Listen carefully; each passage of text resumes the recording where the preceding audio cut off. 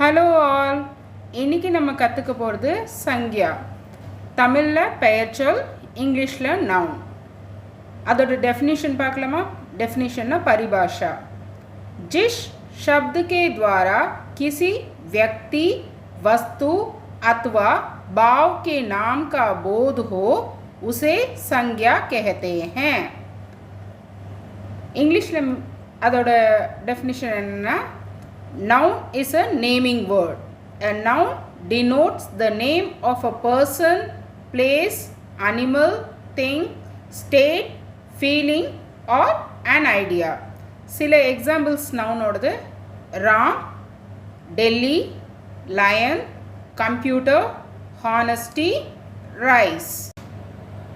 Okay, இப்போ நம்ம சங்யா கே பேத் அப்படின்னா kinds of noun in Hindi அதை பற்றி தெரிஞ்சுக்கலாம். ஹிந்தியில் there are three types of kinds of noun. संज्ञा के 3 भेद हैं.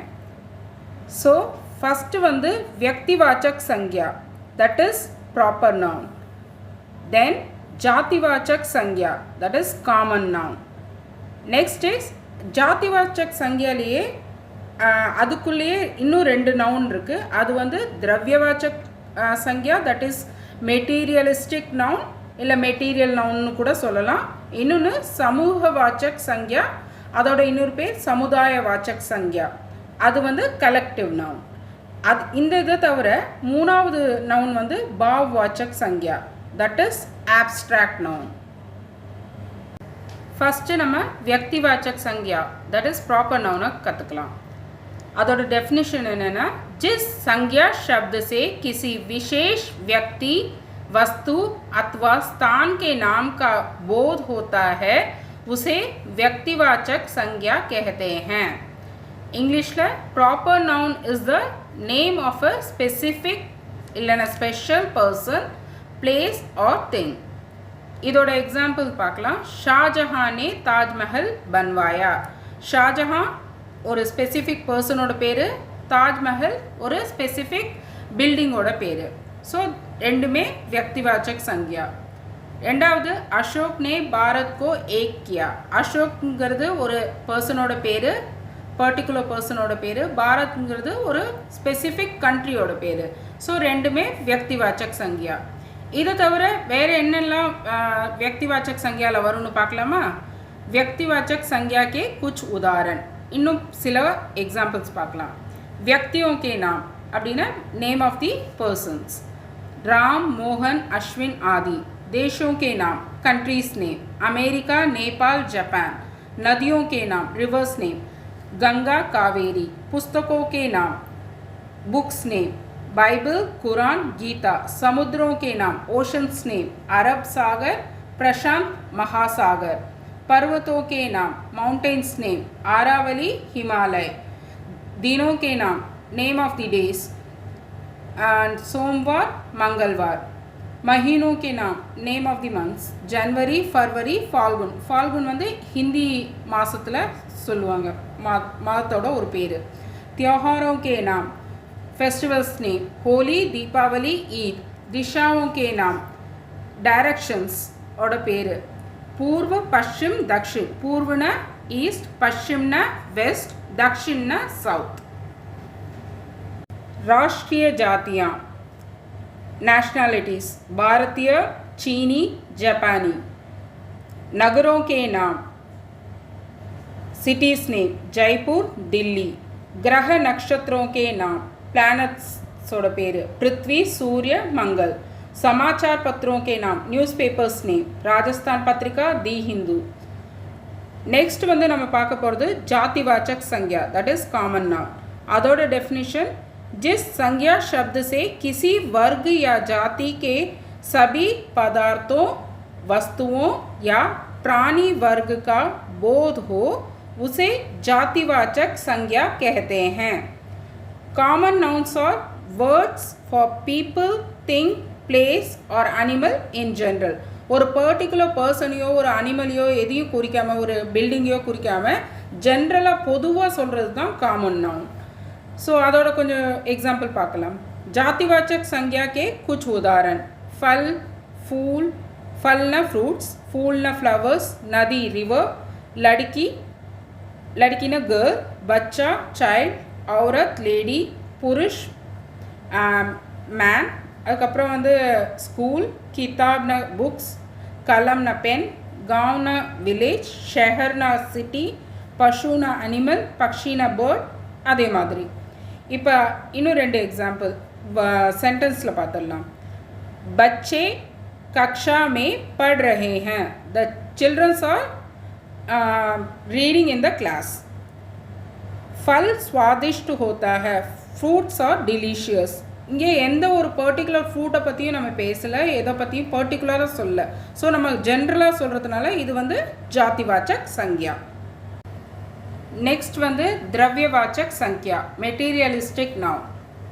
அதோட डेफिनेशन जिस संज्ञा शब्द से किसी धातु द्रव्य अथवा पदार्थ का बोध हो उसे द्रव्यवाचक संज्ञा कहते हैं.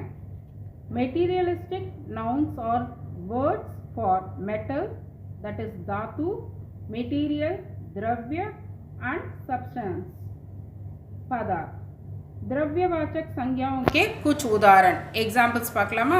गेहूं, गेहूंना वीट, सोना गोल्ड, तेल ऑयल, चांदी सिल्वर, चावल राइस, तांबा कॉपर, हीरा डायमंड, लोहा आयरन, घी क्लैरिफाइड बटर, நம்ம நெய்ன்னு சொல்லுவோம்ல அதான், காகஸ் பேப்பர், चीनी शुगर, दूध मिल्क. அதில் சென்டென்ஸில் பார்க்கலாம். 2 लीटर दूध देना. இதில் दूधங்கிறது மெட்டீரியலிஸ்டிக் नाउन. मुझे 5 ग्राम सोना लेना है. இதில் சோனாங்கிறது gold, gold is a metal. So அது வந்து द्रव्यवाचक संज्ञाல தான் வரும். समूहवाचक संज्ञा collective noun.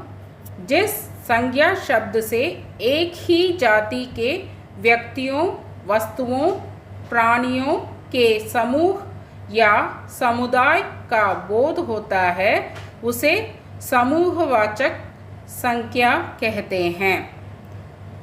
Special names have been assigned to some special group of people, animals and things when they are referred to as one in a collective way.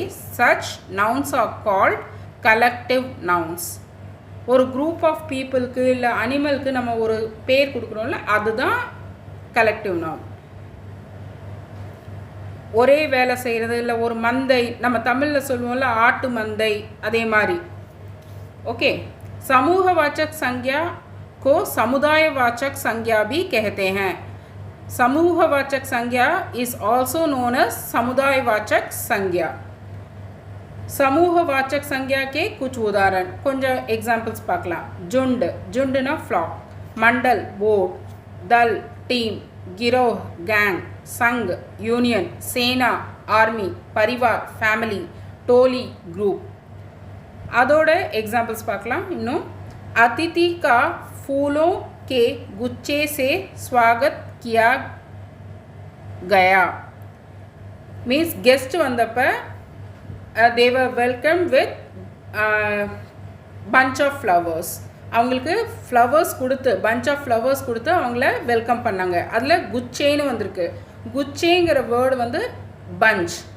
So நம்ம இங்கிலீஷில் சொல்லுவோம்ல bunch of flowers, அதே மாதிரி collective நவுன்ல அதே மாதிரி தான் இதுவும். प्रधानमंत्री ने सभा को संबोधित किया. ஸோ இதில் என்னென்னா the prime minister addressed the gatherings of whom people persons. So அசம்பிளின்னு சொல்லலாம், இல்லை கேதரிங் ஆஃப் பீப்புள்னு சொல்லலாம். சபானா அதான் அர்த்தம். नेक्स्ट भाववाचक संज्ञा एब्स्ट्रैक्ट नाउन. जिस संज्ञा शब्द से किसी व्यक्ति, वस्तु या स्थान के गुण, दोष, भाव, स्थिति, दशा का ज्ञान हो उसे भाववाचक संज्ञा कहते हैं. इंग्लिश में பார்க்கலாமா? An abstract noun is a noun that denotes an intangible concept such as an emotion, a feeling, a quality or an idea. Simply சொல்லணும்னா those concepts which we can't hear, see, touch, smell or taste or comes under the category of abstract noun. भाववाचक संज्ञा के कुछ उदाहरण कुछ examples பார்க்கலாம்.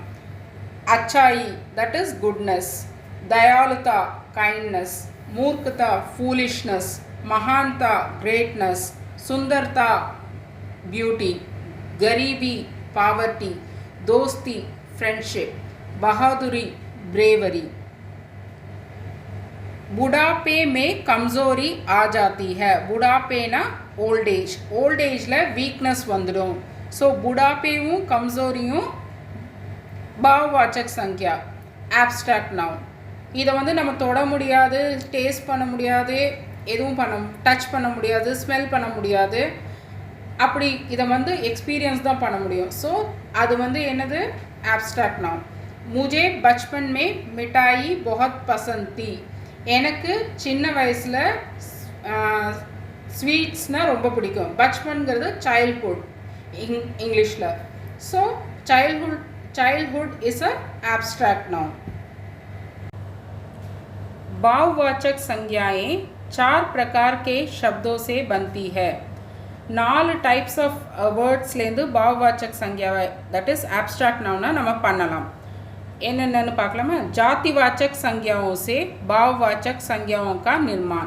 Common noun लेंदु we can make abstract noun. बच्चाங்கிறது common noun, சைல்டுங்கிறது. பச்பன்கிறது abstract noun that is childhood.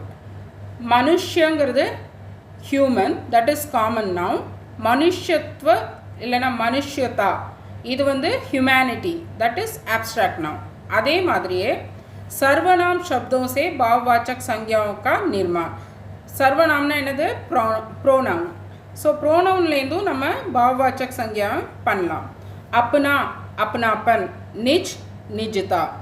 Next வந்து विशेषण से भाववाचक संज्ञाओं का निर्माण.